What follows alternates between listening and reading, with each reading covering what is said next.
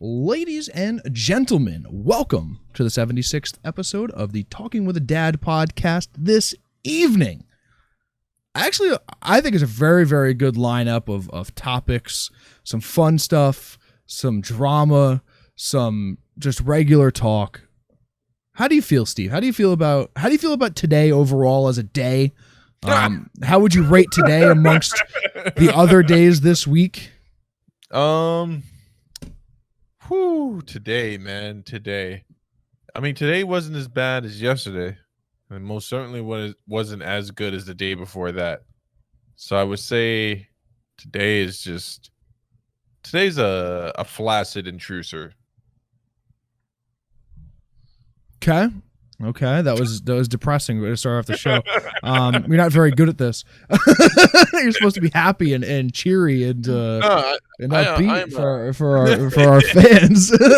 Shout out audio listeners after that fucking Debbie Downer. Dude, I just hate everything. Shout out to the audio listeners. I just hate everything. Been listening to some garage band music, Two Doors Down, Nickelback. Just some garage band music.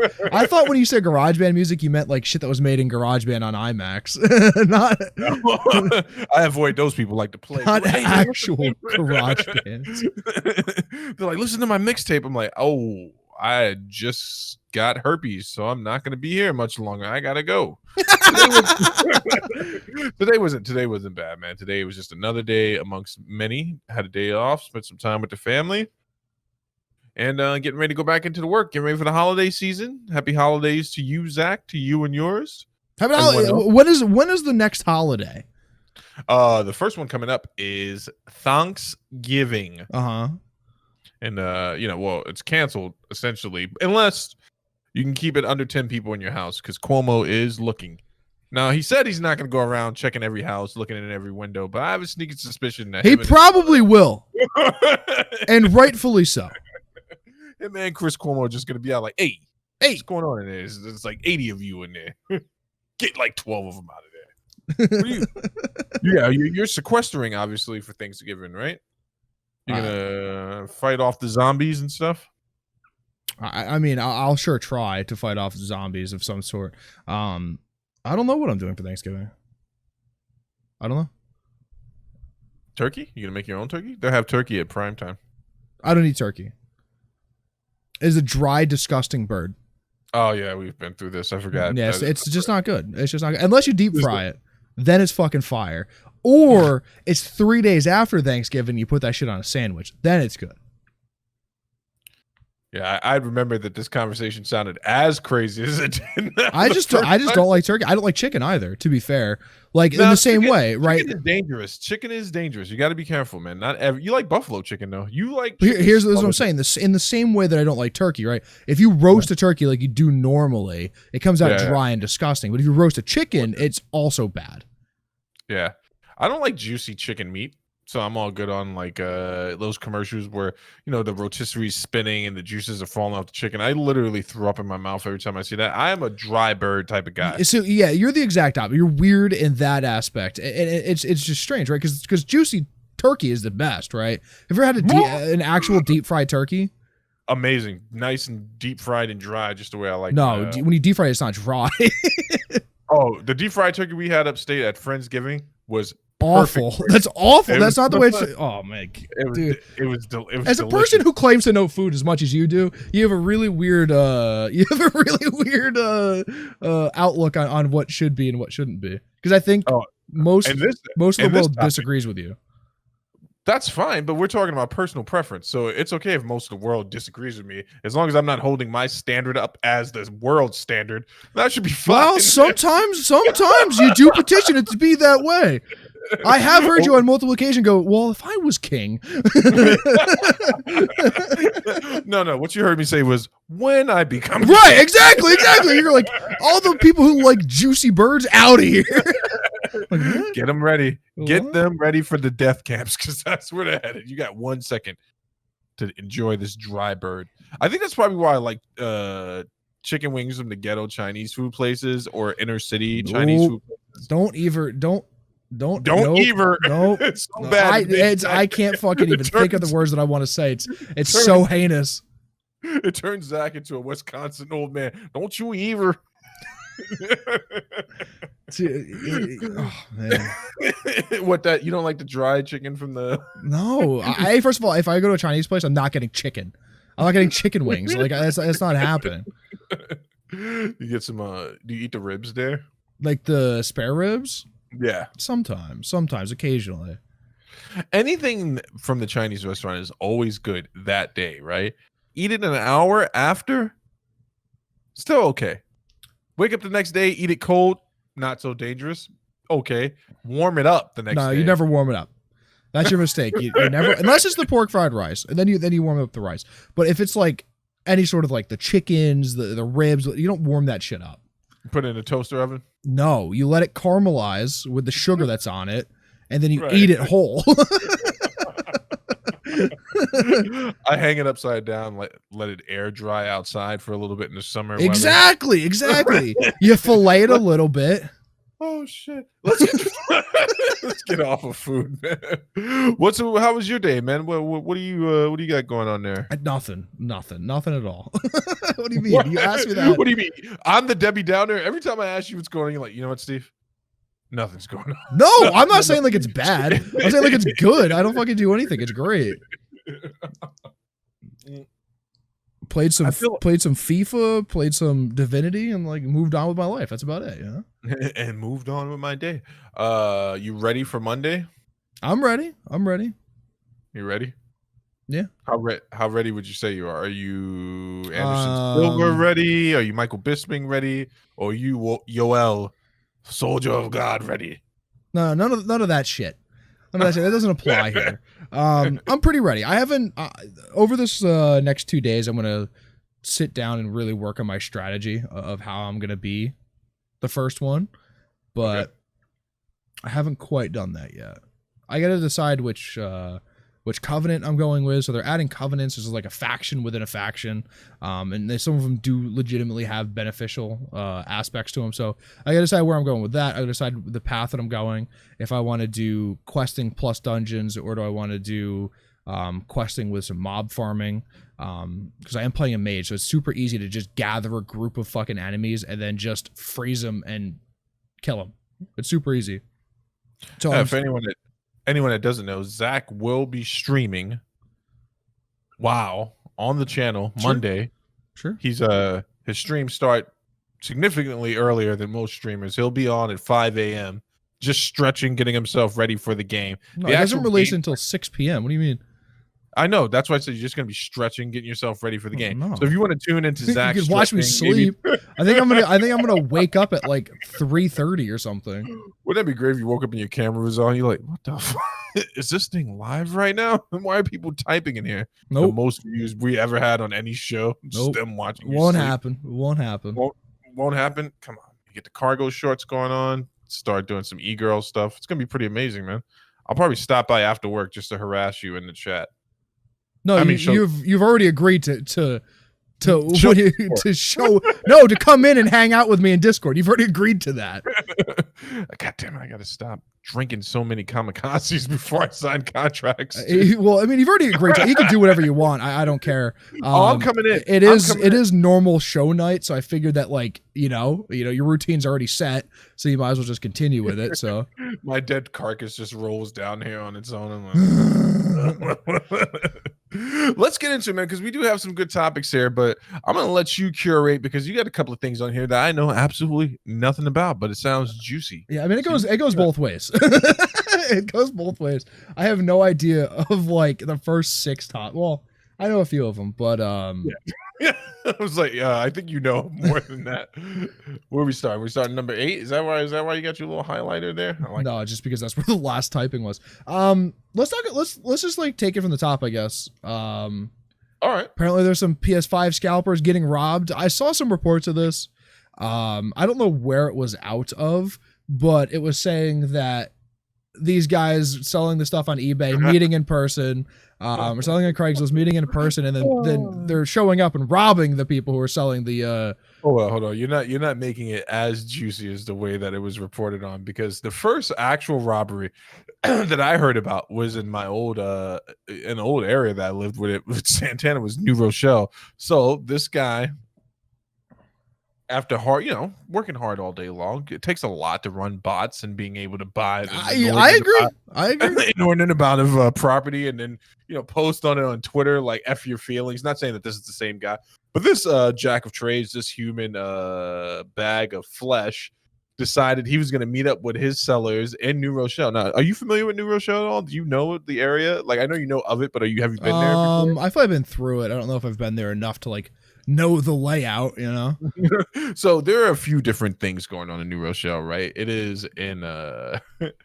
there's an affluent part of New Rochelle, there's a middle class part of New Rochelle, and then there's Armageddon, as I like to call it, like the downtown New Rochelle area, which is really only like 2 or 3 blocks, but man, they really get it in for 2 or 3 blocks. This Jamoke went to go sell his PlayStation 5, his newly acquired PlayStation 5, to sell his buyers. And apparently they showed up in not the clothes they said they would be showing up in, but in white ski mask. Yeah.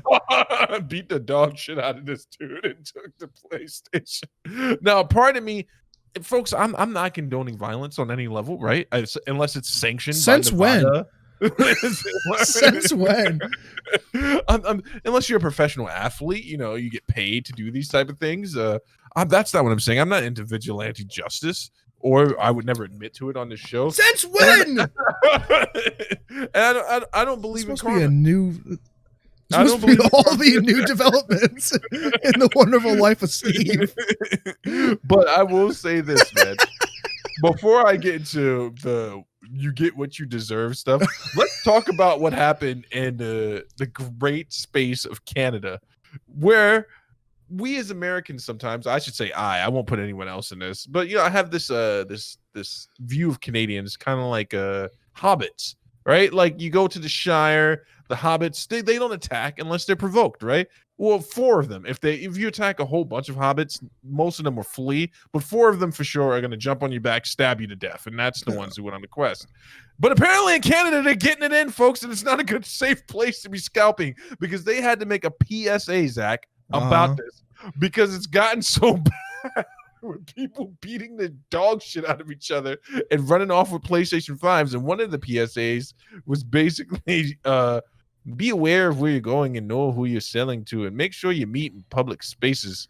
Yeah, I mean, the golden rule of selling shit on Craigslist is meet in the lobby of a police station. Yeah. And here's the crazy thing about it, right? So I've been doing some more research on this whole scalping thing, and we've talked about this. It's fun to jest about it, but technically, when you go to a Rangers game, the cops will shoo scalpers away. But they don't arrest them. They don't arrest them unless they catch them in act, and at the very least, it's a misdemeanor, depending on how many tickets they're scalping, right? True. I'm just using that as a framework. So that's how that situation is handled. In a retail situation, a big box situation, a weak release situation, where you have people going on Twitter, scalpers that is, and posting pictures of warehouses full of PlayStation 5s, and the only thing the manufacturer and the big box stores have to say is, well, it bees like that sometimes. I don't feel bad for any of these people getting, I don't want anyone to get beaten to death. I don't want to be on record saying that, but I can't muster up enough empathy for these people. What's your problem? I can't either. I can't either. You're right. I can't either. Yeah, the number one rule of selling shit to the public is do it in a very, very, very public manner. Do it in a police station. Do it at a mall. Do it at inside a place. Right, like that. That's the golden rule. But if you're selling a PlayStation 5, I would say continue to sell them in a dark parking lot. In various locations, definitely at Walmarts are very good parking lots. I find that going into the most dangerous neighborhoods to move your wares is the best way. It's usually the best, right? You gotta hide in plain sight. Hide in plain sight. But the only reason this made it into my topic list, because it's like, I've watched so many different videos on it, and each person took a moment to think about how they were going to like report on this, and you could see where maturity won over. And then in the instances of some instances, people were just like, no, they got what they deserved. It's true. It's true. I'm gonna go ahead and lean on the side of like, not only did you get what you deserve, but you proved that you should not be in the criminal world. In fact, if you're one of these people scalping PlayStations, going into dark, dingy neighborhoods, and then wondering why you're getting robbed, you might want to rethink your career as a scalper. I agree. Right? Or you miss something in scalper class. The guys who scalp tickets outside of Madison Square Garden, they have it down to like a science. I've seen them pressure whole families into buying tickets for the circus that won't be back until next year. It's amazing, but this is amateur hour, man. This is amateur hour. I've been patrolling the streets. I'm looking for a PS5. He's like, do I see a box in someone's hand? Those guys are meeting up over there. Let's drive into them. This kid came out of Target the other day, and I just, happened to be coming out of my bellow of smoke. It's usually the way I like to make an entrance in any scenario. I'm like, hey, Timmy. How you doing? He's like, oh, mister, what is that smoke? I'm trying to get this box here to my poor old mom. It's mostly my BO, Timmy. That's how and then there's one cigar that I got. It was just on the ground. Yeah, and the last thing I'm going to say about this, man, because this is probably the funniest thing that's happened with the next gen console, especially for the PlayStation 5. I hope everyone that got robbed were the only people who got PlayStations that didn't have database rebuild issues. You know what I'm saying? So I hope that the PlayStations they got stolen are the functioning. We're the good ones. The functioning. We're the absolute fucking good ones. That makes sense. Yeah, I mean, it's shitty. It's shitty people are getting beat up for it, but just don't be a shitbag. Like, it's pretty easy. Yeah, I think so. I mean, I'd fail at it every day and I'd revert to shitbaggy, but shitbaggery. Shitbaggery. And then that's all I have in that one. It made me laugh because when I read the headline, I thought of you instantly, and I could see you as the cop taking the report. You're like, so let me get this straight. You came out 1 o'clock in the morning. You were gonna pay $2,000 for a $500 PlayStation 5 because you quote unquote can't fucking wait 3 weeks, you idiot. Oh, sorry. 3 weeks, comma, you idiot. Got it. Oh, and you wanted to play.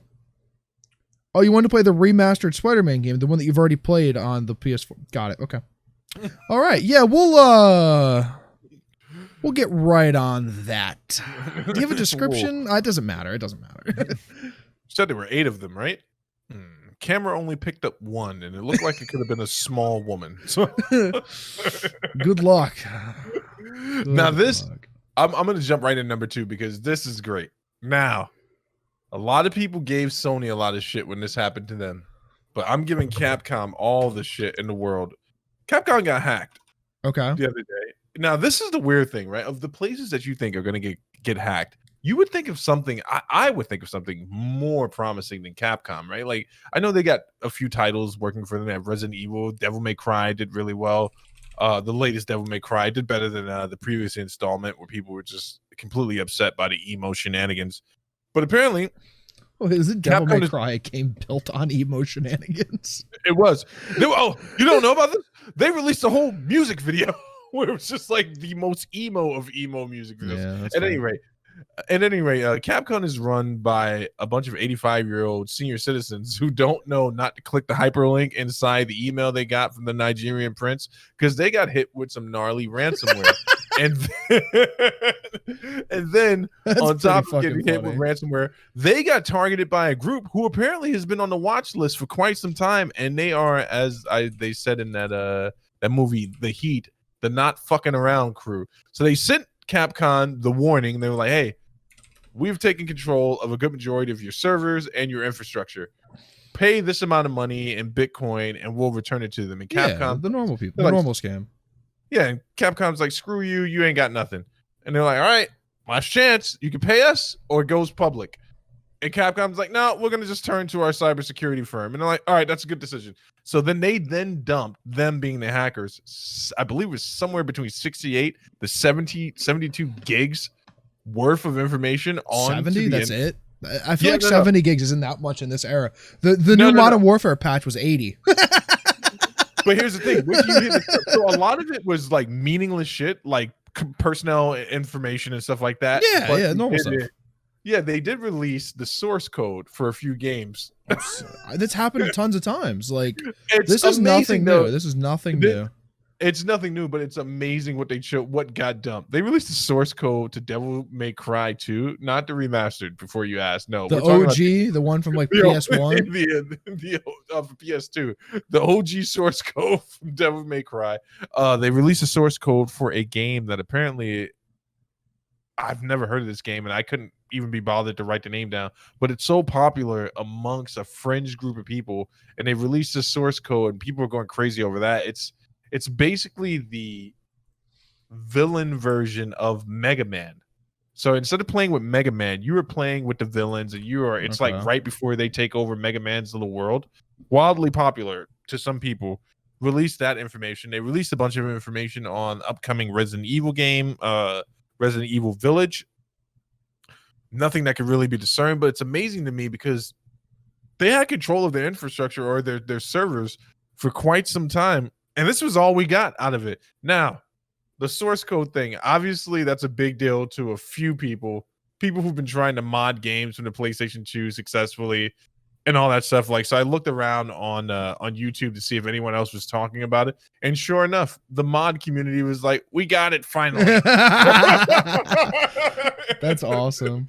They're like, we got it finally.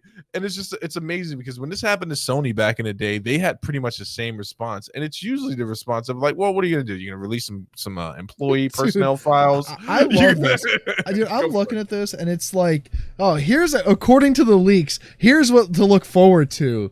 Resident Evil Q4 2021. Street Fighter 6 Q3 2022. Ultra Street Fighter 6 Q4 2024. It's like, okay, dude, like we're gonna forget about this leak by the time all this shit comes out anyway. Who cares? Fucking Capcom, dude. Capcom as a whole, I bet you has sold less than the Grand Theft Auto franchise. Dude, when they asked him for the 15 million, I'm sure Capcom was like, the joke's on you. We ain't got it. I think Capcom actually has a bunch of money. Really? Yeah, I think their net income for last year was 12.6 billion yen. Which is probably about 80 cents here, but let's find out. That's how much yen to USD is. I don't know if you're looking that up already.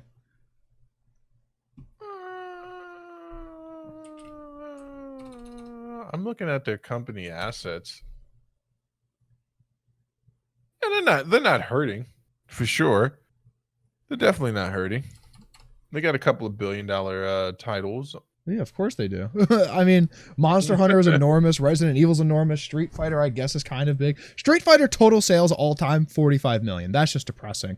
Mega Man, Devil May Cry, Dead Rising. Yeah, they have a bunch of good stuff. They don't sell a lot, but yeah, but they've been a staple for so long. I know that doesn't add up into sales. They have been though. They haven't. They've been around a long time. It's interesting. So Resident Evil, Street Fighter, Devil May Cry, and Marvel vs. Capcom. That might be one of their best properties, or was at one point, and then it just slowly. What do you mean? Do you mean in terms of sales, or do you mean in terms of game quality? No, like game quality. Marvel vs. Capcom. Yeah, that was fair. I've heard about that for sure. For me, that was probably like the gold standard, the very first game. What we never got, and I know why it never happened. We never got Capcom versus WB, aka Street Fighter versus Mortal Kombat. But that was mostly because Capcom's like, well, we don't need you. You need us. Like, you're doing worse than we are. And the WB's doing bad right now. But, this type of stuff, when I hear about these ransomware situations and they happen, I want to know who was the weak point. Or was there a weak point? Yeah, it was probably some fucking accountant. Right? Because the way that it works is they don't target like a big name in this organization, right? They're not going to target the CEO, because that guy is going to have the most filters on his email, right? They're gonna get like the door guy, right? Or like some like intern accountant or something. That's where they're going to get it. That's where it came from for sure. Yeah, some poor guy that was just like, shifting through his work email that he wasn't supposed to give out to that chick he met on Tinder that wasn't really a chick. Well, It this was is in actually Japan, so I mean, I don't know. Do they have Tinder over there? Yeah, Tinder's everywhere, dude. Is it? I don't know. I've never used the product. I mean, it's got to be everywhere, right? How many desperate people are on this planet? It seems it's swipe left, swipe right. 7 billion, I assume. 7 billion desperate people? That's scary. It's everybody. Everyone's desperate. wait, I get them confused. There's OkCupid. What are the other dating I have no apps? idea. I've never used one. They're on eHarmony. I don't watch commercials. You're saying there's commercials? Oh, there's Farmers Only. Farmers Only? Yeah. Cities, do they have a City Slickers version of that? Not that I know of. You should go on Farmers Only, man. That should be funny. That would be really funny. Yeah, but at any rate, man, so like Zach said, this is something that's happened commonly, but this is one of those things that should get like one of those Yowzer awards, just that it happened to Capcom. Dude, it happens to everybody though. Like you can't, it happened to a county building in California. Shut the entire county office down. One person clicked on one thing. Yeah. The next thing you know, it happened where I was working. Oh, really? Yeah. Absolutely. What about all the educational videos that we all watch and says, hey, don't click on this? None of these idiots watch that stuff. What it is a lot of times is like someone logged into their work email on their home computer and their home computer was infected. So then it gets accessed down the line. It's not like a direct thing a lot of times. I agree with that statement 85% because it's coming for you. But when I think about the people who this usually happens to, it always starts with a weird statement like, well, I was on Facebook, right? And then I met a guy I was playing words with friends with. And he wasn't actually my friend. So it was just words at that point. It was just words. But he said he had a pretty lucrative deal for me. I went along with it. So here I am getting disemboweled in Mexico now. And boy, I wish I would have checked my inbox. I feel bad for Capcom, man, because wait, I don't feel bad for these people. They're billionaires. I hope more bad things happen to them. Dude, it's just a worthless dump, though. It is pretty worthless. It's Capcom, so. Yeah, I'm not going to mention the hackers group's name on Is it anonymous? No, it's not anonymous because I really. Is it the Lizard Squad? Huh? Is it Lizard Squad? I'm not going to admit it on. I'll tell you off air, dude. It's definitely Lizard Squad, isn't it? I'll tell you on an analog phone or in person at our usual meeting space, 3rd degree. All right. Use code words from this point forward. Got it. But got it. Here's the thing I will say. Of all the things that was funny about the situation, they were the least funny because even the feds were kind of like, oh yeah, they're no joke. They're absolutely no joke. Zach's looking them up on his own computer right now. But it's just amazing to me because how often does this happen to these companies? I think Sony still has the record. I can't even remember the name of that group, but I do remember that. What was it, like 20 million PSN accounts were compromised? A lot. That was a lot. And then there was the infamous same thing as with Sony. They got dumped, but they actually had valuable stuff dumped on the internet: scripts, copyrights, everything. How valuable is it? How valuable is a script? Let's be fair, right? It's because like if say I leak the next Marvel movie, right? I'm not going to then go make the Marvel movie. Marvel is still going to make it, and they're still going to make all the money from it. It's not valuable. I don't understand. That's not a valuable proposition to me. Au contraire, mon frere. They actually scrapped the entire ending for Avengers Age of Ultron because the original ending leaked. That's how important that stuff is. Like, they seriously scrapped it. See, I like, they didn't have to do that, right? No, I don't think they had to do that. No, I didn't say it was reasonable. I don't want to confuse those two so hold on a second. So when there's reason, value goes out the window, right? Because there was one intern who goes like, guys, what the fuck? We're going to make all the money anyway. And they're like, kill him! Get him! Throw him out the window! And it's like, new ending. And like, you motherfuckers are just looking for an excuse to spend money extra anyway. You know, that's what it seems like to me. Like, if a script gets leaked and you can't get it taken down, right? You can delay the movie, people will forget about it, and then put it out and it's fine. Or like, just release it, because like, I could read a script and not know what the movie's going to be about. You know what? on that note, you release it, but you just acknowledge it. Like, hey, the ending's leaked. There's some information out there about this. Don't even acknowledge it. Because no, do you know how many people just straight up aren't internet people now? There are, dude, there are many. Like, the way that you scour the internet for like reviews and stuff after things come out, I don't even do that. Like you're like, oh, hey, someone thought this about this. And I'm like, I knew it was out, but I didn't know anyone reviewed it yet. Like there's so much distance there. No, absolutely. Absolutely. I'm talking about from a pure PR standpoint. If you're talking about before we do $20 million worth of shoots, just acknowledge it. Like, hey, it leaked. You guys know how the Age of Ultron is going to end. Come enjoy the movie and see how we pulled it all together. That draws more people to the leak. That draws more. I think it draws more people to the leak, in my opinion, in my estimation. Mm-hmm. It draws more people to the leak, but also people are going to go want to see the visual representation of it. I agree. Listen, I agree to that. Yeah, but like, also, you're right. If I point at it and I'm go, hey, don't look at that thing over here. Everyone's going to look at it. I would never, like, I didn't know about the Capcom leak. I had no fucking clue until you told me about it. And I'm you didn't like, even know they were still functioning as a company. I knew they were still functioning as a company. I knew Street Fighter's a thing. I didn't even know. And I'm pretty up to date on like tech news. Usually, I had no idea. Like, I guess Capcom's not in my radar. I don't play any of their games.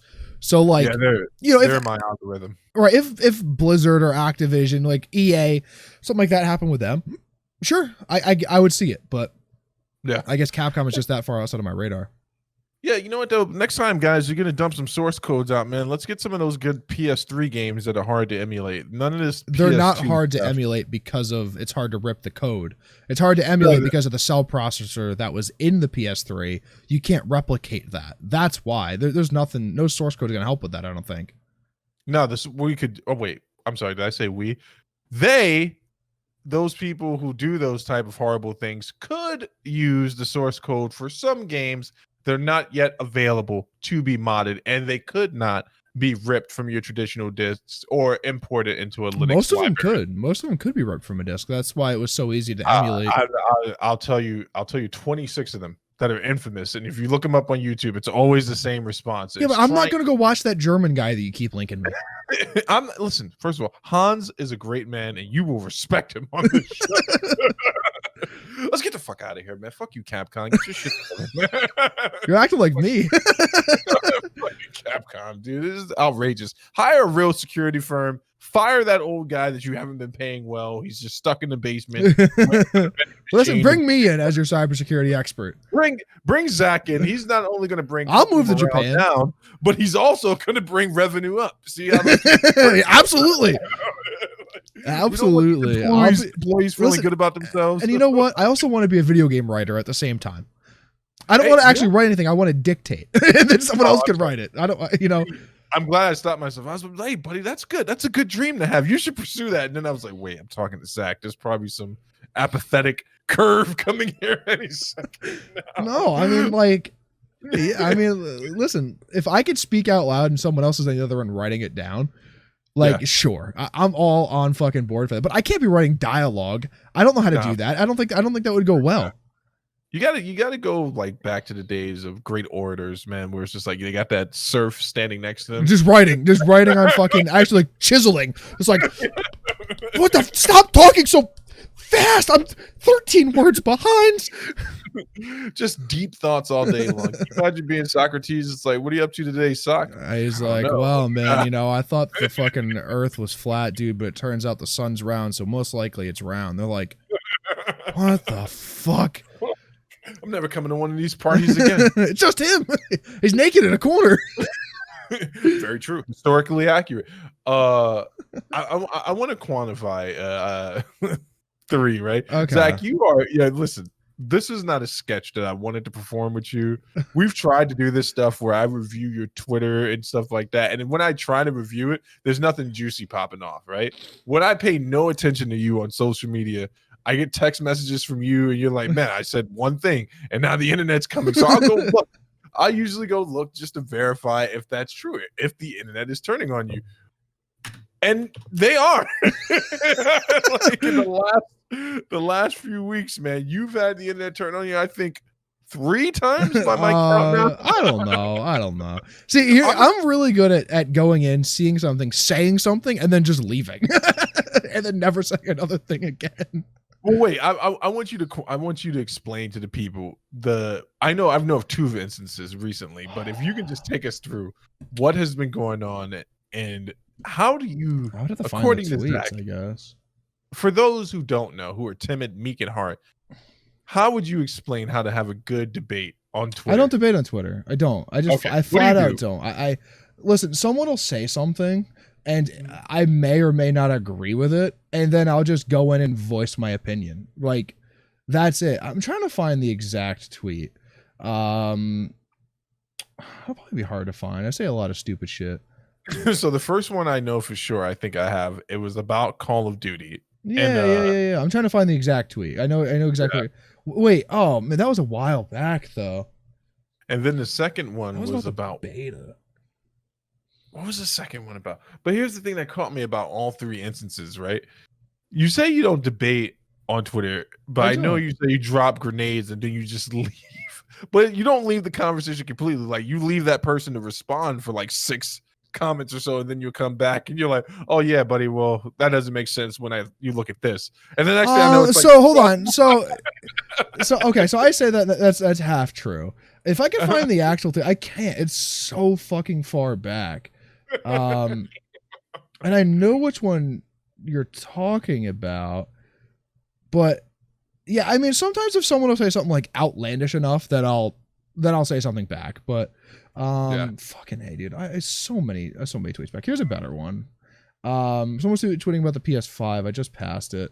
This makes for bad shows. You should have examples when you come up with these. Like you should have this shit set out, other than us making the bad radio for 5 minutes while I'm trying to find something. The best part about this is that you have to work your way back through so many tweets, and you don't. It's quite a bit. It's quite a bit. You don't strike me as a constant Twitterer. I'll tell you what the first one was. So basically you were talking about the state of COD as it's being released, talking about Cold War in particular. You just got through playing the beta. The beta. And your assessment of it was, as you've been consistent in saying, you're like, don't think this is a good game. Like, it's not for me. Here are the reasons that something along those lines. And then someone hits you with the classic, you're probably one of those guys that hates every new COD. This is so long ago. I know exactly what tweet this is. And the next thing I know, that one Spartacus, then all of his friends start coming out of the woodwork. And it's like 12 of them. So you don't have to identify the exact tweet. That's not the point here. The point here is somewhere, Zach, there's someone that needs your help. Are you listening to me, man? There's someone who has an opinion about something and they're scared. They're scared to say it. I want you to coach them through. Just say how to get. Just fucking stop being such a bitch.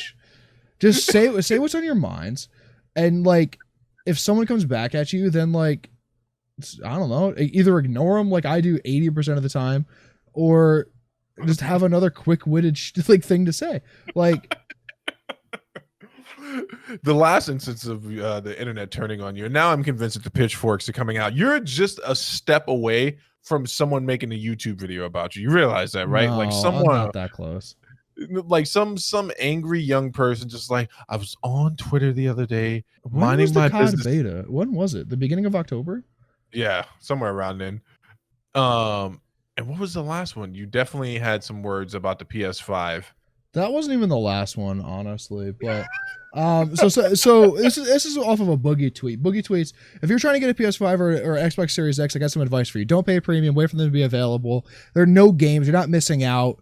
No exclusives until next spring. Wait. And then some dude was like, PS5 has a few actual exclusives. And I just responded with, could you list them, please? Period. And then some dude was like, this is what the list he hits me with: Spider-Man and Miles Morales, Demon Souls, Sackboy, Godfall, Astro's Playroom, and Bug Snacks. And then, but like, Miles Morales is on the PS4. Demon Souls is a PS3 remake. Sackboy, I believe, is either on PS4 or also on PC, something like that. Godfall is also on PC. Astro's Playroom is a tech demo, and Bug Snacks is on PC. And that devolved into like, Sackboy's on PS4, right? Tech Demo and Souls the remake.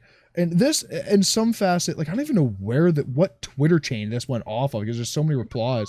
I just said it seems lackluster for a console launch to have 3 or 4 true exclusives, and I was just being fair, right? And he said, some guy was like, to be fair, the Switch doesn't have that many exclusives, and like, but it devolves into so many different fucking tweets. I'm trying to follow the path. It got pretty funny at one point because like some guy was just like, oh well, fucking Xbox, all the Xbox exclusives are going to PC. Does that mean they don't have exclusives? That's dumb. And I'm like, yeah, that's literally the definition of not having an exclusive.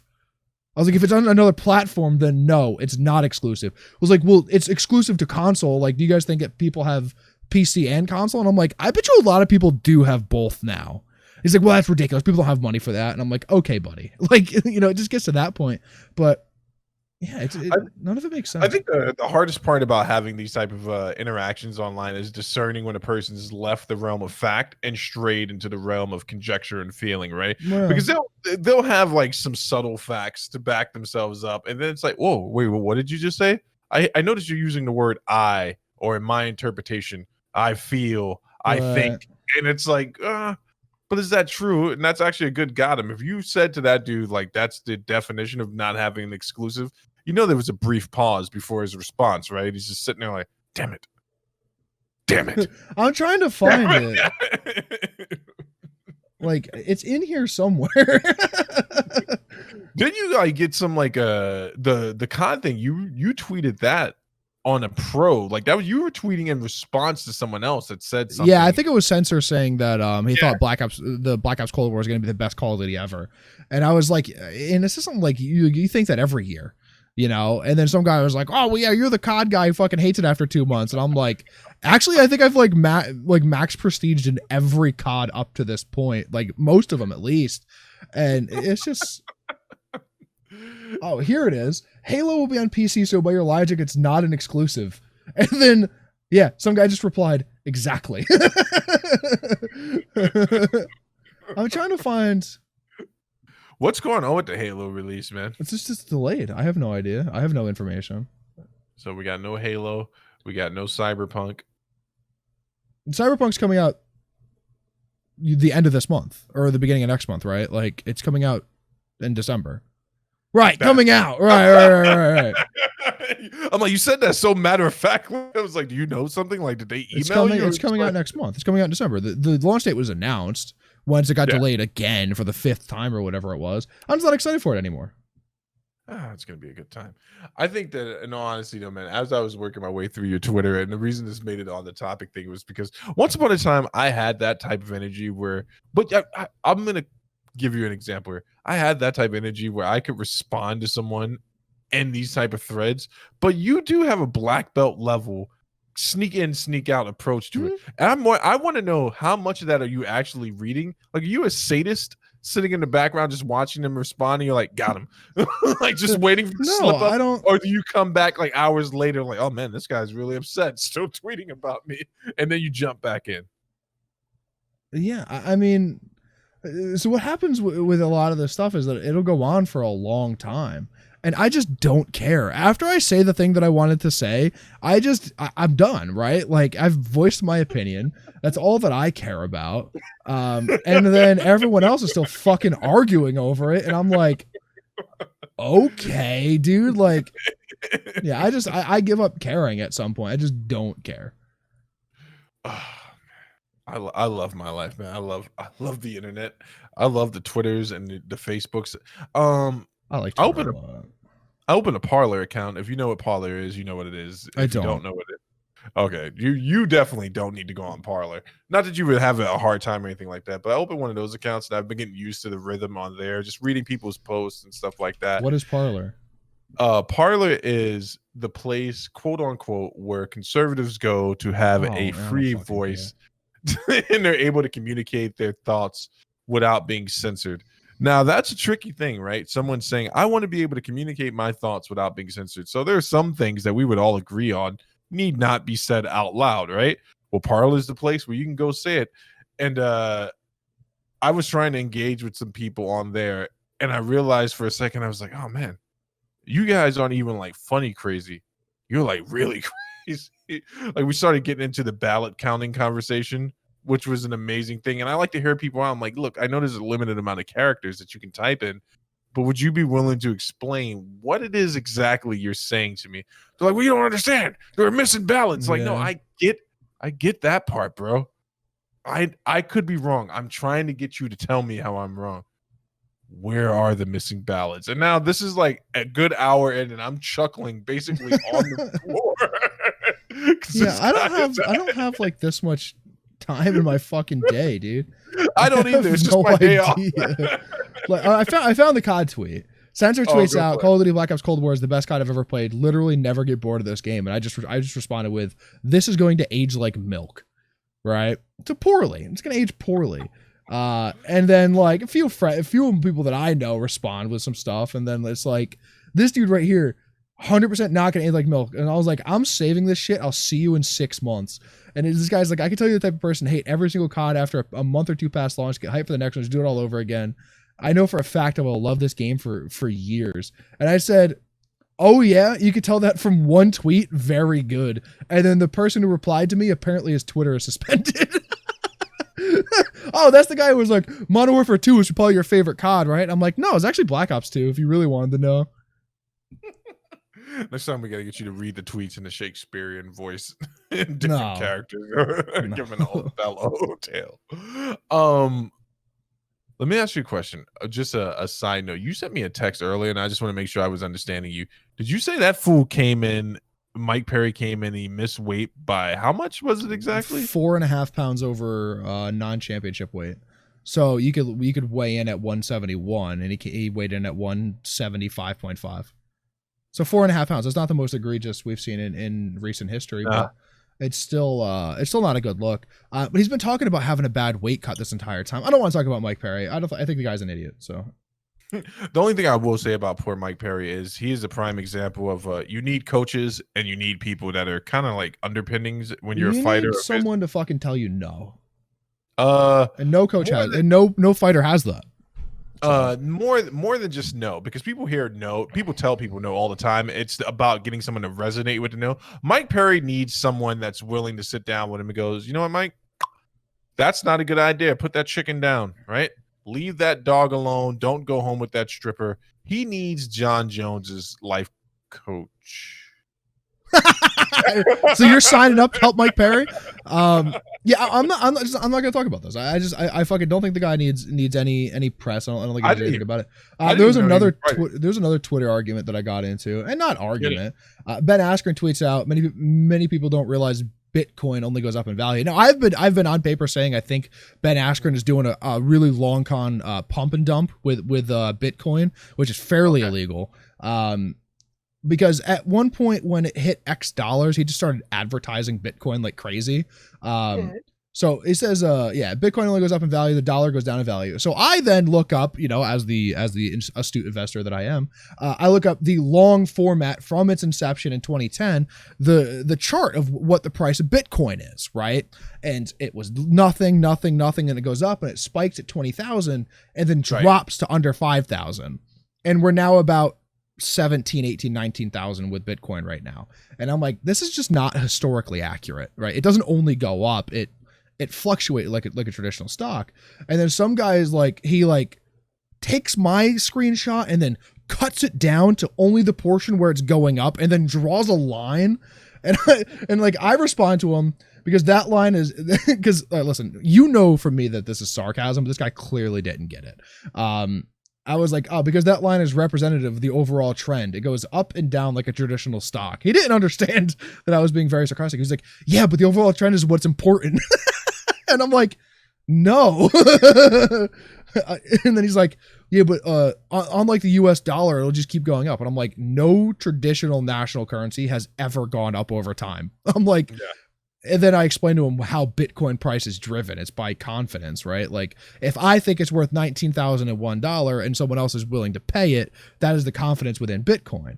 But if no one buys at $19,000 and everyone's selling at $19,000, that's not what it's worth. It's just worth whatever someone will pay for it, right? It's just like Tesla stock. It's like Tesla stock is way overvalued, but people are willing to pay for it, so that's what it's valued at, right? Like, and then I give them a fucking history in economics, real quick, slap them up, got out. You did that all in 400 characters? I bet you it was less than 400. I bet you total. Maybe not. Maybe total 403. If you ever get a chance, people, please go follow Zack on Twitter, man. It is quite possibly, with my morning coffee, some of the best shit I've ever done. I don't know what you're saying. It's not that good. I don't. It's good enough where you text me, you're like, every once in a while, something will like blow up a little bit. Like the tweet to Asmongold blew up, had like 200 and change likes, and I'm like, oh, okay, like it blew up a little bit, but like I tweet a lot about UFC stuff and like dog pictures. To this day, I think the best troll tweet I've ever seen is when that kid got into that beef with the porn star Brandy Love. And basically, she took a stance that I was not expecting from an adult film actress to take. She very much fell into, I'm a woman, and you can't speak to me this way. And there was a long pause in his response. And he's like, whoa, this B can take 3 Ds at a time, but she can't take a joke. And I just dropped my phone and walked away. I'm like, this is savage. It's pretty good. It's pretty good. I don't know. Savage. I like to chime in on things occasionally. It's just fun, right? It's just fun. You gotta do it. I've been waiting. So now that we've gotten all the fluff out of the way, I've been waiting to get your take on this because we covered this pretty closely, and I'm not going down the line, by the way, because I want to come back to number 4. Fucking Anderson Silva, man. Mm-hmm. You know what's about to happen next, right? He's gonna sign to some org that'll allow him to take steroids, I'm assuming. Yep. The same thing, same reason Vitor Belfort left. So Anderson Silva has been officially released by the UFC, and the only time they do this, or had traditionally have done this in the past, is when they couldn't come to an agreement on how a person should either continue their career or end their career, right? So they did. You didn't see this with Chuck Liddell and Matt Hughes, 2 fighters that have had their their public contention with Dana White. Actually, they were probably 2 of the biggest company men, but I know that they've had public disagreements with him before. But Dana wanted them to stop fighting so badly that he gave them shelf jobs where they were making quite a bit of money. Chuck Liddell was $100,000 a year. Yeah, and Matt Hughes, and then he also gave the same deal to Forrest Griffin. Antonio. Yeah, but Forrest Griffin then went and took over the PI and made himself useful. Wait, hold on for a second. So that's a larger point. They were actually given real positions. Now, what each of them decided to do with those positions was entirely up to them. Lorenzo and Dana and the other brother were happy to just pay Liddell and Hughes not to fight again. Sure. Forrest Griffin really took his job seriously. He took it very serious in regards to grooming younger fighters, teaching, and it's stuff that we take for granted when you work a 9 to 5. But if you're a guy who's fighting for a living, maybe no one's ever explained to you what a copay is, right? Or that you don't have to pay for your medical coverage during a fight. A lot of these guys don't know that. If you're on a ticket, your arm gets broken on the ticket, guess who pays for your arm to get mended? Should be the UFC. Exactly. So it was good to see Griffin step into that. Anderson Silva, on the other hand, man, this one is pretty bummy because he just got laced by Uriah Hall. By all accounts, even though I love Uriah Hall, he is what some would consider not a top-tier fighter. He has the potential to be a top-tier fighter. He has all the physical potential to be that, but he just never has been able to pull that trigger when he's needed to. And he got beat bad. It wasn't even like a mistake or a lucky punch. It was as bad as the Rashad Evans knockout to friggin' what's this guy's name? Glover Teixeira. Looked horrible. Mm. Anderson had been hinting at ending his career on this fight the entire way up to the fight, saying that this was it. His coaches are asking him. His kids are asking him. One of his sons is a professional fighter himself, and I'm sure he wants to spend more time with his dad as a dad and not as a coach. Everyone's asking him to drop out. Dana and Anderson have had you're up on their history, right? Dana has famously said, "I'll drop you and let you go to Strikeforce, and they'll figure out how to deal with you from this point." And one of the first fighters that he's really, besides Tito Ortiz, really come after for his fight style. And they released him. So now we get to look forward to, I guess, Bellator or ONE picking him up. And so Bellator already denied the fact that they don't want him. Scott Coker was already asked from one of the reporters, and he said, listen, I have a lot of respect for the guy. I love watching him fight, but I like the direction Bellator is currently going, and we want to continue going down that path. So Bellator doesn't want him either. So that leaves one and Ryzen and PFL. That's about it. And I think there's Rumble in the Jungle is the name of the organization. This is a real organization in Brazil. I don't think he's gonna go there. He's gonna get fucking ruined. But there's another side to this entire thing, right? So he could have been released from the UFC, and the other side to look at this is that Dana said, I can't stop him from fighting, but I don't have to endorse his contract anymore. I don't have to pay. So he had a fight left on his contract, I believe. This wasn't his last fight. I think he had one fight left on his contract after this. Yeah. Did they pay him out? I don't know what the exact wording on the contract is. I think it's when it's a mutual split, there may be a 50-50, separation on that where you get 50% of whatever your show was, or you might just get what the show money was. I don't know how it works out for them. Yeah. But I know whatever it is, it's cheaper than keeping him on at this point, right? Because if something bad happens to Anderson under their watch, and this is what they're really worried about, because how long you been watching MMA now? Like 6-7 years, I think you said? No, it's 3, maybe 4. Have you seen the Chuck Liddell knockout when he got knocked out by Rashad Evans? Maybe. I probably have in highlight somewhere. All right, so Chuck Liddell was groomed to be fighting Forrest Griffin for the belt, right? And this is the fight that Dana and him want to make. He ran into a brick wall named Rashad Evans. Rashad Evans caught him with the worst look, the nastiest overhand. At the same time as Chuck throwing his own uppercut, I believe it was, and flattened him. Okay. From that moment on, people gave Dana so much shit because they're like, you have the power to stop this, even if he didn't want to stop himself.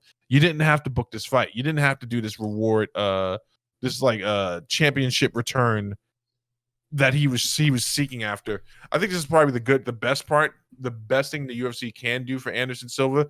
I just hope Scott Coker and the rest of these guys stick to their word, man, because I think that Bellator, quote unquote, is heading in another direction, but they haven't been heading in that direction long enough where they're like, oh, one bad card, and they're like, bring him in.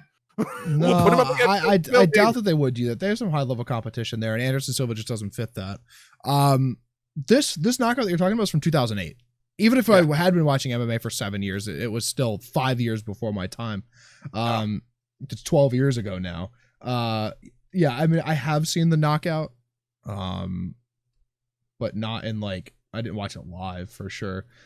Dude, it is up to Dana and the matchmakers at the UFC to really know when someone shouldn't be fighting anymore. They ran into the same issue with BJ Penn. Shouldn't be fighting anymore. There's a number of people that I'm sure at some point will have to be stopped. Alistair Overeem is one that comes to mind to me of someone that they're gonna have to say, listen, dude, you got knocked out 8 times in the last 2 years. You're gonna have to stop. Right, you're gonna need to not do this anymore. It is up to them in some aspect of a fighter's career to say, "Hey, stop." That's it. Usually, when someone's at the end of their career, they don't release them though. No, they usually do not release them. They usually keep them with one fight left on their contract, so they have that right to them in perpetuity, which is really easy to get out of in the court of law. Usually judges don't like.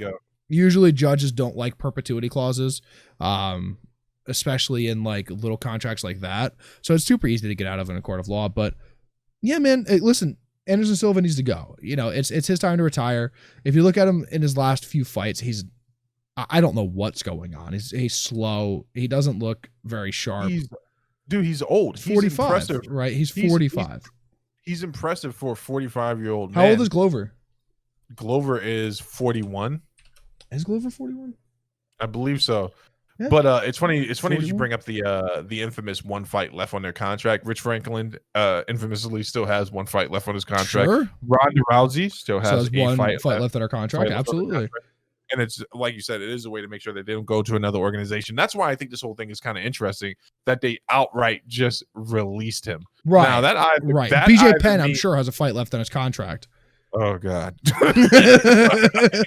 probably got 12. I actually think he inked a new contract before they sent it to him. I can't find it, but I'm almost positive that I saw in Bleacher Report that he had 3 fights on a new contract. I'm sure he does. I'm sure he fucking does, dude. But yeah, they released him outright.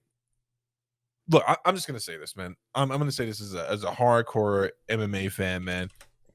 I would pay money to never watch Anderson get knocked out by a jab ever again. Yeah, you're crazy. I would not pay money for it. I would, dude. I would pay money. Look, MMA is only a heartbeat away from what's happened in boxing 3 times in I think it was a year, right? Like there's already been a death in MMA, a few on smaller cards, smaller organizations. No major organizations ever had a death though. No major. I think the closest they came might have been that European organization where that kid got killed. He was one of Connor's training partners. That qualifies as a major, but they're still a feeder for the UFC. Right. They're still a feeder for the UFC and Bellator. No one wants to see this shit. I just think it's interesting that they cut him, and I think this might either go to the relationship that Dana has with Anderson. I can see them sitting in a room with each other, and Dana's like, "What do you want to do, Anderson?" He's like, and he's like, "What do you want to do, Anderson?" It's like he's got brain damage. Cut him. No, he's just sitting here laughing, dude. Like that's all I care about, man. Luke Thomas has an interesting take on this, the Anderson phenomenon, and he believes that. And a lot of other people believe that the era of the fighter making a comeback at 45, we've made too much of this in combat sports. We've made too much of the George Foremans, the Glover Teixeiras, these anomalies, really, the Tommy Hitman Hearns, all these guys, Hopkins. We've made such a big deal out of these old guys being able to compete at such a high level until they can't compete anymore. But no one's really there to catch them once it's over, right? No one's there to be like, hey, you just got knocked out of the ring, bro. Yeah. It's like, dude, just chill. But it's like Tim Kennedy. Tim Kennedy's the prime example. He was an elite soldier and an still elite is. athlete. Still an elite soldier. Still could be an elite athlete, and quite possibly one of the best jits players that the common non-Brazilian is going to see in America. He has a lot of slick tricks up his sleeve. But he knew when it was time, man. When Kelvin Gastelum beats you within a half inch of your life. A smart guy, right? Like, when you're non-competitive anymore, and it's the same point that Rogan made to Brendan Schaub on Rogan's podcast, the famous podcast now, that he just wasn't competitive anymore, and it's like, dude, like, save yourself, go do something else. Right, Tim Kennedy is successful in his own right. Like, oh, love him on YouTube, funny guy. Yeah, he's great. I just you gotta know when to stop, right? You gotta know when to stop. You gotta look at it. You gotta be objective, and you can't like always hold on to that ego or that like, dude, I was this person one time. It's like, no, this is who I am now. Right, my past has made me who I am. This is what I'm capable of, and this is what I do, right? Like, you have to like look up that objectively. Yeah, you got to be able to go, you know what? A 12-weeker sounds good, but getting beat to death by someone younger than me doesn't sound that great. And you know what? I've thought about that many a times, and I agree. It would be a real bad look for one half of the show. You know what, folks? We have a lot of fun here talking with a dad. We had a couple of interns. We fired them recently, COVID and all. Again, we fired them again. We fire, not rehire the same 6 people. One of them was 55 years old. He was talking about going back to boxing. Me and Zack talked him out of it. So, we're saving lives over here. You know me, lifesaver. Oh, I'm sorry. Let me pull myself together here. Real quick. As we transition away from Anderson Silva's poor career, and never mind, I can't with this guy anymore. Zack, interview question for you. Good. How many UFC pay-per-views have you not purchased in your life? I don't know. The first how many years of fucking fights that I didn't watch? I don't know. A lot. When do you think it's a good idea not to purchase a UFC card? When I didn't know that there was a pay-per-view up until yesterday, it's probably a good sign not to buy the card. If we're talking about UFC, we're talking about UFC 255, I assume. Right. I'm not buying UFC 255. It's just I'll watch the prelims and not watch the fucking main card. There's no reason. Like, okay, Valentina Shevchenko is fighting. That's cool. Okay. Yeah. But she's gonna murder whoever she fights. So like, who cares? I didn't know that there was a pay-per-view. I didn't know there was fights this weekend until yesterday when I saw someone's like, "Oh, weigh-ins tomorrow," and I'm like, "Weigh-ins? Wait, why are you weighing me? It's a bad idea. Bring USADA here first." I saw no press promo for this. Nothing. I watched last week's card. They didn't even announce it then. I think they. I don't think they did, dude. I would remember this. I'd have like, oh shit, Valentina's fighting next week. She's a fucking co-main, dude. Who the hell is fighting? Right? I got it. Diverson Figueiredo is fighting Alex Perez as the main event. Don't give a fuck. Valentina Shevchenko is fighting Jennifer Maia. Going to be a decent fight. Exactly. She's 18-6-1. This is the third fight, by the way. Mike Perry's fighting Tim Means. The Dirty Bird. I could not fucking care. Women's flyweight, Caitlin Chukagian fighting Cynthia Calvillo. And then Mauricio. Who Shogun. Yeah, don't care. Don't care. Talk about another guy that needs to retire, man. Hang it up. And he's fighting Paul Craig, the Bear Jew. It's not a good fight for him. Is that his actual nickname? Yeah. He's not Jewish though. It's a whole thing. Ariel Hawani got it really happy. Then he found out he's just a Scottish guy. Dude, I will not be buying this car, and there's no reason to. I don't stream stuff illegally. I want to support. Let me tell you about the reason I stopped streaming fights illegally, because it dawned on me one day that some of my favorite shows and movies will never have sequels or second seasons because I was watching it illegally, and the rating pros were not. It's not true, but it's what I tell myself, right? Actually, Hannibal got canceled because it was one of the most, not canceled, but came to an end due to lack of viewership because it was one of the most pirated shows on TV. What was it on? Was it on like HBO or something? No, it was on Fox. Interesting. And it came on. It was on cable, and they're pirating it. So by far the most pirated show ever was Game of Thrones. 100%. And it went on for years after having that crown. So. Yeah, but this is all anecdotal evidence. No, I don't think it matters. I think it does. I think it impacts it. They made a PSA about it, and I sasaw it in front of a movie. They don't do that type of stuff unless it matters. Did you see the FBI warning? Yeah, the FBI. Like, I don't want to involve those guys. But listen, I have the last card that I didn't pay for and was pirated was a decade ago, at least. I was 29.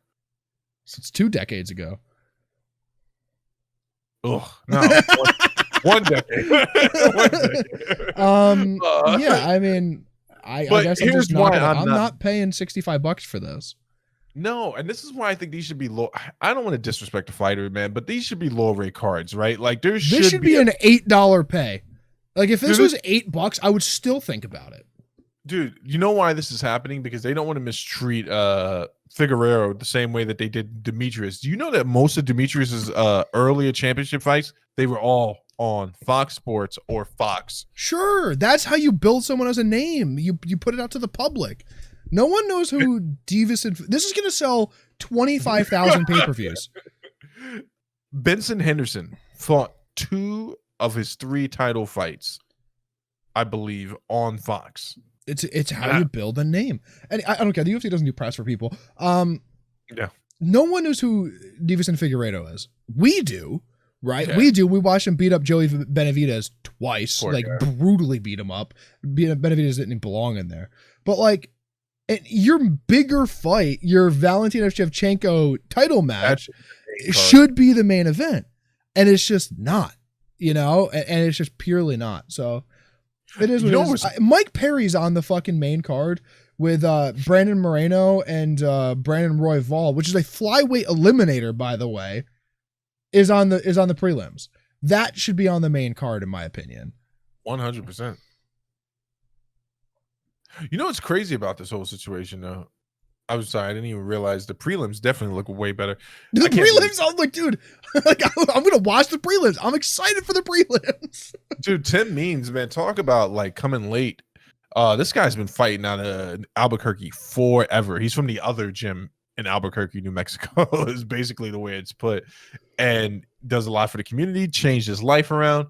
Obviously, his record speaks to how long he's been fighting, 30, 12, and 1. Yeah. I believe this might be his first pay-per-view point, if I remember correctly, man. And it's like, you couldn't give this guy, Tim Means, a reel, a B-reel, a countdown, anything, like anything to celebrate one of your veterans. This is a guy who shows up to fight. He's one of those coaches / fighter guys. Yeah. You know what I'm saying? He's literally coaching 1 week, and then they call him. He's like, I'm in.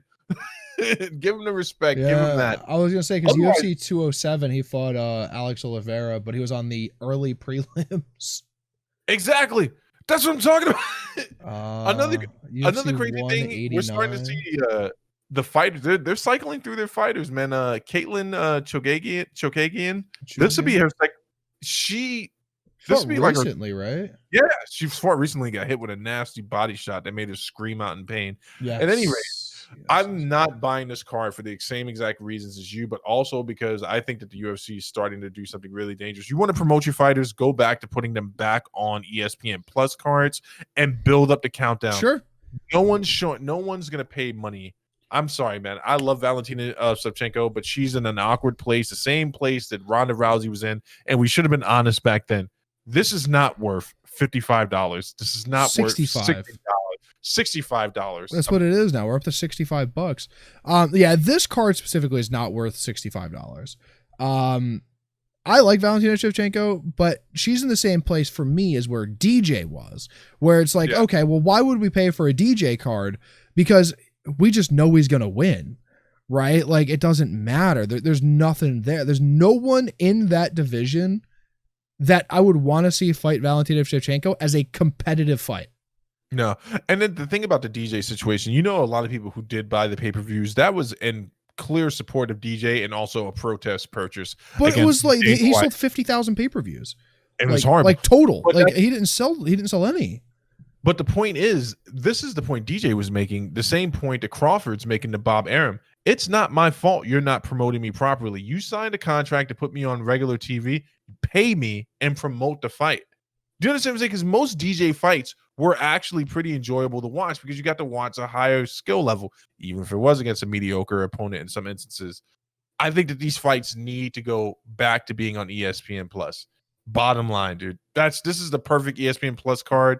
You get some good promo ads, get some good sponsorship on it. People are going to tune in to watch this stuff. Yeah. You know how many people tuned in to watch Crawford fight for free on ESPN? A lot. Dude, it's the highest rated combat sport event that they've had on that channel. Yeah. Dude, it's Terrence Crawford is a name. Yeah. Terrence Crawford's a name. Yeah, when you're the boogeyman of the fucking division and no one wants to fight you. Bro, no one wants to fight him, man. I don't blame him. Let's move off of fighting. We monthly, actually probably Monday would have been our monthly UFC show. So we'll have to push it back. There was a fight. It's true, but it doesn't matter. It should have been last Monday, actually. It should have been this Monday we just passed. But we do monthly. We do one, so we're due for one. So let's kind of save some of that. Let's move on to some. Here we go. I don't even know. What do you want to move on to? You want to talk about sweet Apple chipsets, or do you want to talk about the drama? Let's leave the drama for last. Let's talk about the Apple stuff. You're gonna have to walk me through this one. Apple M1 chipset. What about it? It's good. It's just nice, right? It's really good, and it's just another great hot topic. I'm actually more interested in this as a consumer than I am as a techie, because it's one, to see Apple. So you know more about their business relationship, lack thereof, with Intel and some of the trappings that they've had to deal with using an Intel chipset. Go for it. They're in business with Intel all over the place. Yeah, USB everywhere. Type-C, lightning cables, all of that. They just don't like the price that they charge for the processors. Exactly. So I don't know why my voice cracked. I don't know. But we're here now. Exactly. But so basically, Apple is making their own silicon, which is something that's really interesting for any business to do, because they're saying that they are going to design their chipset. They're going to design an optimized operating system to work around that chipset that would be able to utilize that chipset. And by all accounts, everyone that's used the new M1 MacBook Air and the Mac Mini. Love it. They love it. It's the first real upgrade in the Mac lineup in 7 years. Yeah. You know, the Touch Bar wasn't a real upgrade. That was cosmetic. Right? Yeah. You know, the MagSafe 2 might have been the last real legitimate upgrade. Dude, it's just one of those things that you see and you wonder why other companies can't do it. Now, when I say wonder why, I'm going into the what ifs here, right? Sure. So this is something that I would love to see. Money is the answer. Money's always the answer. It always is. This is something that I would love to see Sony do. This is something I would love to see Microsoft do with the Xbox. I forgot who purchased ARM processors. I believe it was NVIDIA, correct? Sure, I believe it was. And you know, it's something that I'm looking forward to seeing people take more control over their product and their destiny, because it becomes a little bit hard when you're licensing out or you're relying on another entity to build you a system to spec, and then you run into these situations where it's like, what do you mean it can't run x86? What do you mean it's not? You know, and it doesn't make any sense. I want to see what Apple does with this, but at the same time, I keep snapping back to reality.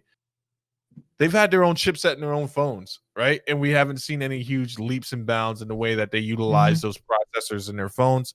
But this was a cool step in the right direction. So Linus did has started his initial opening on the new MacBook Air, and I think he summed it up correctly. He was amazed by how underwhelmed he was by the entire thing, that it just seemed like a no-brainer to be heading in this direction for them as a company. Sure. Also, the design shape with the M1, man, when they cracked open that Mac Mini, there was like basically nothing in there. It's just the main logic port. There is no room for upgradability. You cannot put in your own RAM. The RAM is situated soldered right on there, and it's like they're starting to move closer and closer to the Lexus direction. You know, remember when you could take a Lexus to get fixed by like the guy in the corner, and he'd like buy me a pack of beer. Apple is the traditional company that's been doing this for the longest time.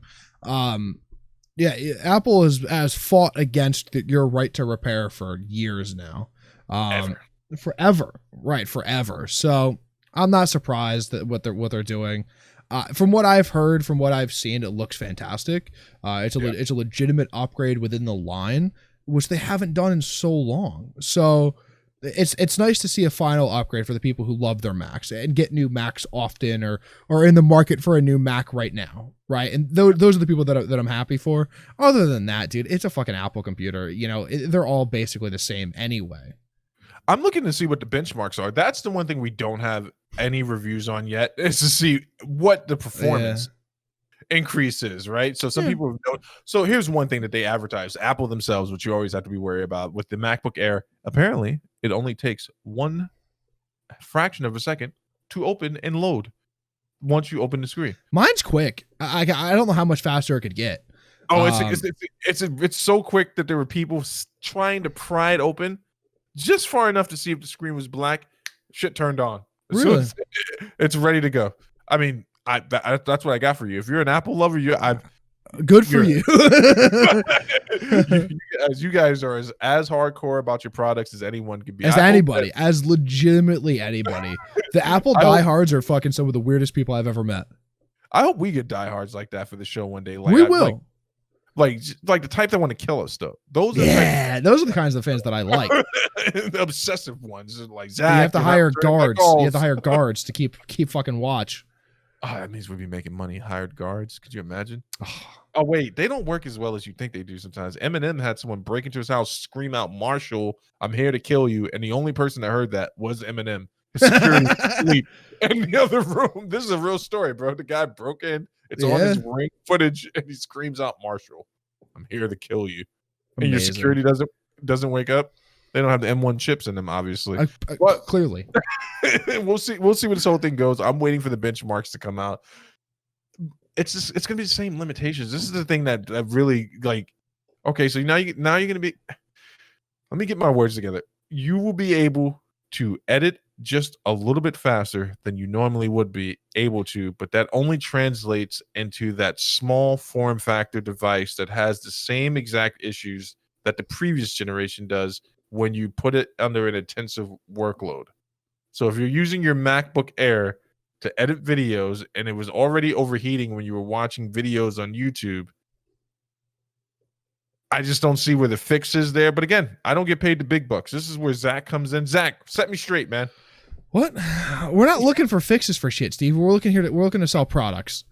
Okay, we're looking to sell products. But so for real though, it is a legitimate upgrade, and you can't overlook that as being a plus for the consumer. Whether or not you're going to be editing videos on your Mac or just watching YouTube videos on it, the upgrade, it will be noticeable, I'm sure. I saw a report somewhere, this is anecdotal, that some guy unplugged his Mac and when it was at 100%, watched an hour of YouTube videos and then rendered 2 4K videos on it, and it was still at 76% battery. That's amazing. That's incredible if that's true. It's anecdotal, right? One guy. Yeah.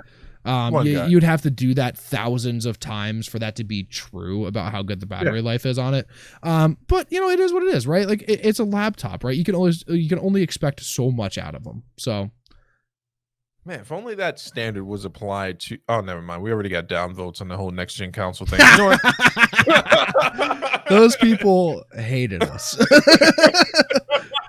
Good. 60 like, whoa, they're second. dropping links up in here. Yeah, they dropped links, dude. I'm like, I'm not clicking on anything. Shit was fake. It was fake. They were so bad. Just man. because one guy had to get his replaced doesn't mean everyone else's was real. Let's be fair. That one guy in Switzerland or Poland, whatever it was. I think it was Polish. He didn't fucking know. He didn't know what an Xbox One was anyway, or an Xbox Series X. Oh, now. Hey, now. Everyone. Oh, you know what? The school. Interesting dilemma. I thought you would get a kick out of this. Notice there's been an influx of orders for Xbox Ones coming in. People are mistaking it. Yeah. I told you this. I already see. Listen, here's the shitty thing. I already told you this. I told you that the Xbox One Amazon sales were up 4,000%. Because people are buying the wrong product. Amazing. Now, do you return it out of embarrassment, or do you keep it and you just go, "Here you go"? Burn it. You definitely burn it, and you email Amazon and go, "It came in burnt," and they're like, "What?" And you send them a picture, and what you really got to do is you got to crop out your fire pit, right? And then you go on with that, dude. I don't. They're like, "There's a picture." Listen, that just describes to me Xbox people. That's it. So, you know what's gonna be crazy though? Oh, you know what? No, wait. I almost broke my own promise to myself. Hold on for a second. I'm not talking about this anymore. The consoles. You're the one who brought it up. I'm not. You said unless one gets up and kills a small child, then you're not talking about it again. So I assume I'm going to be seeing that link soon. It's going to be interesting. All right, man. I gotta tell you, man, even though like this has been like one of those episodes where the subject matter is light, to say the very least, I'm having a good time. Oh, I'm always having a good time. The next two are pretty interesting. We're gonna move away from fucking Apple. Congratulations, Apple. You guys made a decent laptop. Shocking. You've been doing it for 20 years. So there's a little bit of drama within the Twitch community. I don't know if we've talked about this or not. There was a Twitch Rivals, I think it was a Fall Guys tournament. Huge people in it. Tyler One and Shroud and Dr. Lupo and another guy who I couldn't identify by his voice, which isn't surprising. We're all in a Discord call, right? Like you have T1, Lupo, and Shroud, 3 of your biggest people at play right now in a Discord call, plus a 4th guy, couldn't tell who it was, competing in the Twitch Rivals tournament. XQC is in a call with Tifu, Nightblue, and a few other people. Names aren't really that important. A bunch of those guys got banned as a result of it. But so Lupo and Shroud, I forget what it was, but basically it was Lupo for sure. XQC gets his people to stream snipe, including him. He's in on this. Stream sniped Dr. Lupo in like the final round of the tournament. And XQC has already been eliminated. So the difference between the payout was $4,000 per player to $9,000 per player. That's the difference, right? So if you get third, you get 4K. If you get second, you get 9,000, and it's 4 people on a team. So it gets stream starts Dr. Lupo on stream while he's streaming, right? I don't know if you're aware of what stream sniping is. It's when you watch someone and then you intentionally get into their game to try to manipulate the outcome of that game in some facet, right? In Tarkov, it's trying to kill Landmark. In Fall Guys, it's trying to make Tim lose more games, right? Because it's funny. So XQC does this to Lupo on stream with a $5,000 difference in prize pool per player at stake. And now that is kind of the backlash. There's a 10 or 12 minute video of Shroud and Tyler One talking about it, of them just ripping into him. Now, stream sniping is a big issue. I think it's huge. And this is the first time a legitimately large partnered streamer has stream sniped on stream. That's why this is so big. It's such a scumbag thing to do. I'm sorry, man. It is. No, you're 100% correct here. And that's exactly what, I think it might be verbatim what Shroud and T1 said. So this is the thing, man. I know I shouldn't introduce these type of elements. I do think there, in this life, man, short of catching a felony, there are things worth fighting over, right? And that's something that I would be hard pressed if we saw each other in public. Like if you've shortened up my money in any way, shape, or form, or you've just done me wrong, right? Like for no apparent reason. Like the guy at Asus shipping. So now, admittedly, both Tyler One, all the guys in the call said, "Listen, the $5,000 doesn't matter to me." Right? He's like, I'm not going to worry about the $5,000. I was probably going to donate it to charity anyway. That's not going to matter to me. But there are smaller streamers in this competition that if he had done that to, like the difference of $5,000 could have legitimately changed their life. Yep. And that's why they made such a big deal about it. And rightfully so, in my opinion. No, I mean, you should make it. It's about integrity when it comes to this type of stuff. Look, I know a lot of people may not look at competitions regarding esport as a real competition, but it is, because there's people practice, they sacrifice, they give up their time, content creators. There's a lot of money involved. There's a lot of money involved, but more than anything else, reputations are on the line, right? And this is something where it's like your word is your bond. Your honor is as far as people know you. And if you're doing dickhead shit like this, honestly, I would never want to play or associate with you again. And like any, that's pretty much what Shroud and T1 said. T1's had some choice words. I'm not going to use them. They were very funny though. But yeah, so 4 people in that call, the XQC call, got 7-day bans. Tfue had to forfeit his prize money. XQC offered to forfeit his money and just donate it to charity, which I thought was like a good response. And he is banned for 6 months from any future Twitch Rivals tournaments. So 7-day Twitch ban, 6-month competitive ban, which is fine, right? And Shroud has come out and said that a ban for a big streamer like that is best case scenario. It literally is. He's like, first of all, these guys don't take days off. So now he has a week vacation that he wasn't expecting. So that's probably really good for him. And he said, and when people are banned and they come back, they do better numbers than they did before. Right. Because it's like, oh, hey, this person's coming back. Right. I've never watched XQC. He comes from the Overwatch community. I know who he is. Like if he was walking down the street, I would know visually who he was. But I don't like actually know his content or whatever. But this is a huge issue within Twitch right now. And it's pretty interesting that Twitch actually came out and made responses to it. I was going to say that, man, because typically they only respond if you're a guy and you take your shirt off, or, if they place a mentally unstable person in charge of some type of moral efficacy type of deal. Or if you're Doc and you stream in a bathroom. Or if you're Doc and you stream in the bathroom. Or if you're Doc and you subsequently got a good contract and they were like, hey, you remember that good contract you got? Yeah. We're going to need all that. You didn't spin that yet, did you? No, it's good. It's good to see them to respond to this, man. But unfortunately, it doesn't change the behavior, right? It doesn't change the behavior in the instance where other people are going to stream snipe. He's made it a little bit more, because there were some trolls that thought it was funny. There were some detractors that thought that was a cool thing to do, and it only perpetuates that. I'm not trying to lay the blame on him for everyone that does it, but I think that when you do become an influencer, quote end quote, sure. This was during the event that Twitch put on GlitchCon. In replace of TwitchCon, right? So Twitch sent buses, like a bus showed up to Ninja's house where you would go inside of it, and Twitch had decorated it to how what your setting is. They did one for Tyler 1, they did one for Shroud, they did one for everybody. Like every big partnered streamer got one of these GlitchCon fucking things that showed up to their house, and they got to hang out and like do streams from it, right? And yeah, man, it's just so crazy to me that he did it during this event. Idiot. Yeah, XQC, Night Blue. Night Blue is a League player. Mendo don't know who it is, and Grand Pooh also don't know who it is. But they're all getting the exact same punishment as XQC because they were implicit.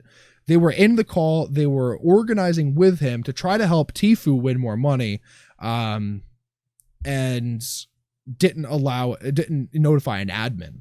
So Night Blue's not any person who's outside of controversy. I think he's been banned more times than anyone that I know of on Twitch. So like this is like kind of like right up his alley. But yeah, this is it was pretty interesting for sure.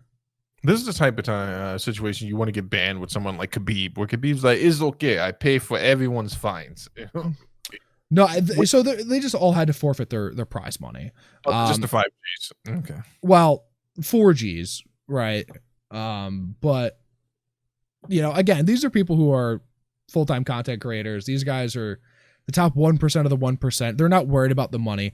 You know, they all offered it to go to charity, which everything kind of does. I think talking to the charity thing, Dr. Lupo just announced that all of his donations, I think he said going forward, are all going towards St. Jude's. Now Lupo has raised $5 million in total for St. Jude's on his tenure with Twitch. So not shocking, but he said every donation going forward, I think literally in perpetuity going forward, anything that he gets is all going towards St. Jude's now. So that's amazing to come out of it. I think that was kind of a result of it. Yeah. And he wanted it to be on the other side of it. So that's freaking crazy. I'm trying to think of any other situations where I've seen some gnarly stream hacks or have heard about them, but none that have been like this egregious. I think it's always by some troll. Like in your chat, it's always by some little guy, right? There have been people banned for stream sniping before. This generally, stream sniping is generally a permanent ban. You get permanently banned for that, but you know, it's XQC, right? He's how big? You know, he pulls 30, 40, 50,000 viewers pretty regularly. So you know, they're not going to ban him for life because of it. But this is at least they made a statement about it, and I'm happy with that because Twitch is usually notoriously bad at making statements on things. So yeah. Okay, I see what you did there. I was like, what is happening right now? Sorry. Things bother me, man. I have a little bit of OCD, I'm sure. I'm sure of it. So in other news, other drama going on right now. A little bit of drama inside the Call of Duty community. Call of Duty Black Ops Cold War comes out. They're all playing in these tournaments. The TST guys, Hitch, Blake, George, are playing in a tournament and come across what they think is a hacker. Right now, this guy was also streaming, and I'm not going to give the guy any press just in case he is hacking. But they come out and start like roasting this kid. And I say kid, I don't know how old he is. They come out and start roasting this guy and saying that he's a hacker and calling him a cheater and like all of this stuff. And then Karma reopens his stream and is looking at his old VODs and talking about how much this guy is a hacker and like pointing out plays that this guy is hacking. Shane, we'll actually talk about that in a second. Thank you.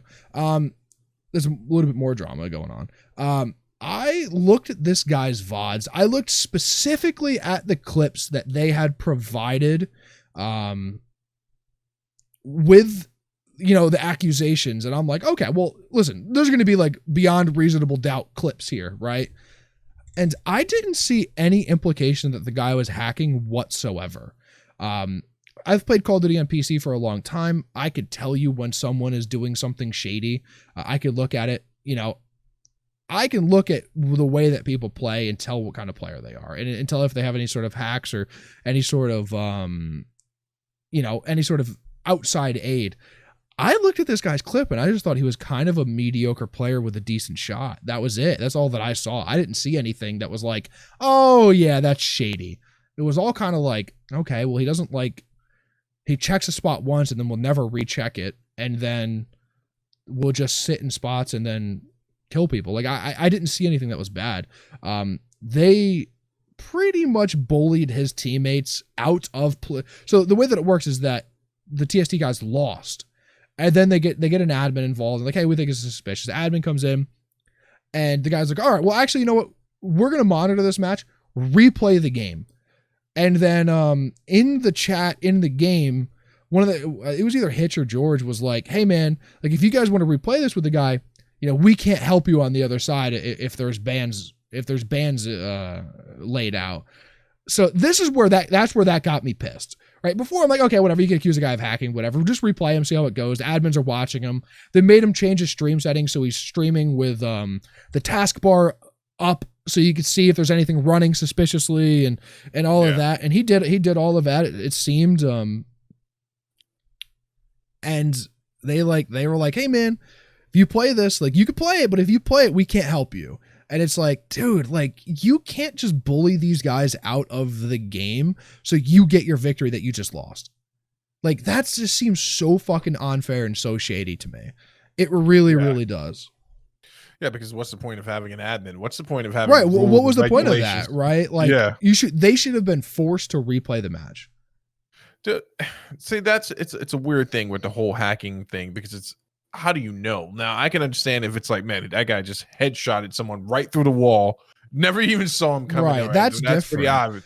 That's obvious. But I'll find the clips. We'll talk about it after, because it'll be easier to share the clips. But yeah, if you're just saying that this guy just got some good shots in, then it is what it is. You lost, it didn't bro. Look shady. It didn't. I've played against a lot of hackers on PC Call of Duty. This guy didn't seem like the traditional hacker. Like he would have had to have had some stupid, like some outside, like second computer, like Tarkov level hacks going, right? Because so the way the Tarkov hacks work, other than like aim hacks, is that you have a radar up on a second computer that's linked to your computer that like shows where people are on the map. And like Call of Duty hacks aren't that sophisticated. They show people through walls and then they allow you to shoot through walls and do aim for you. Like that's traditionally what the hacks are. Right. I don't know.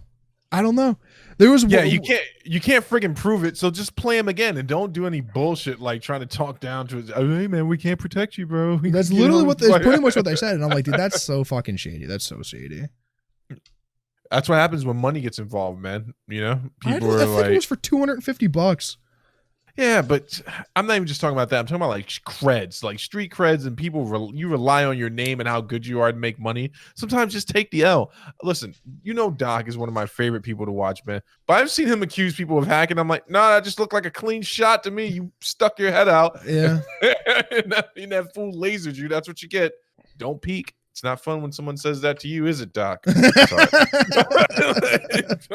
Yeah, man. It's so crazy. It was so crazy. We'll look at the clips after the show, because I do have the clips. But what is Shane just dropping in our lap? Another thing right now is going on is Nintendo's actually doing a few different things, but Nintendo was banning people for playing the new Hyrule Warriors game on Twitch.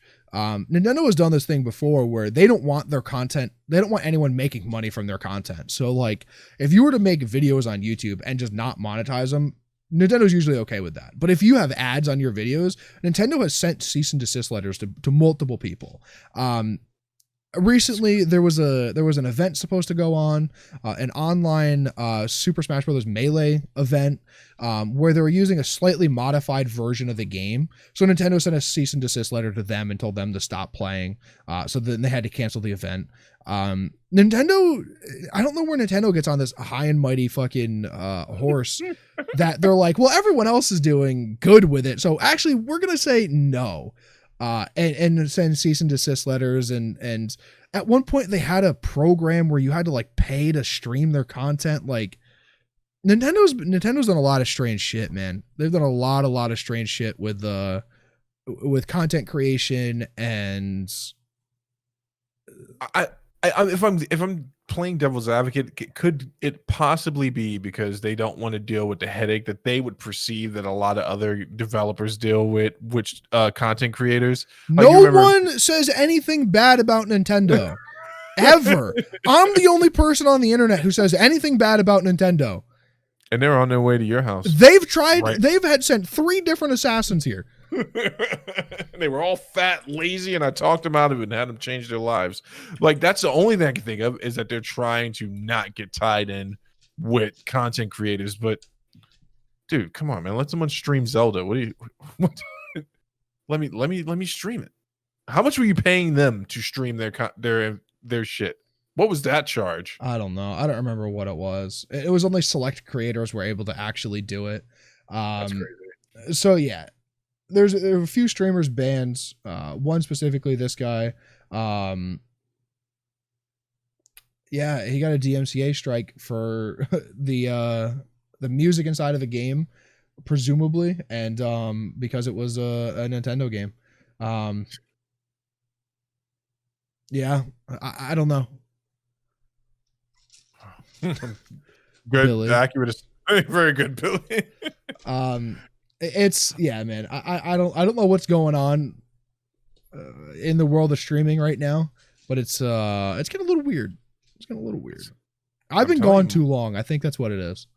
Yeah, throwing the balance off. Yeah, you were the conscious. You were. I was the Hugh Hefner of the. No, you pick a better one. Try again. Wait, did I ever explain the Hugh Hefner theory to you? No, I think, but go ahead. You remember when the whole Me Too movement started happening? It was right after Hugh Hefner died. Yes, you explained this. It was because Hugh Hefner died. There it is. There it is. Ladies and gentlemen, thank you for listening to Talking with a Dad, episode 76. Shout out audio listeners. Shout out the guys in the chat for the live stream. Shout out to 137 for subscribing tonight, whoever you were. Thank you for the support. That was yesterday. Steve didn't see it. No, I didn't. You didn't send me a text. You broke the chain. I did. Check us out, Talking with a Dad. Just Google it. Anywhere you want to find us, you'll find us, Talking with a Dad. And that's it. Awesome. Thanks for listening, guys. Make sure to tune in. Whoa, did you end it? Make sure to tune in Monday for Zach's live stream. What's 6 o'clock? 6 o'clock. I'll be alive around 5:30. All right. We'll be chatting, and then when the servers go live at 6, then when the servers go live around 7:30, then we'll be getting into the game. Have a good night, everyone.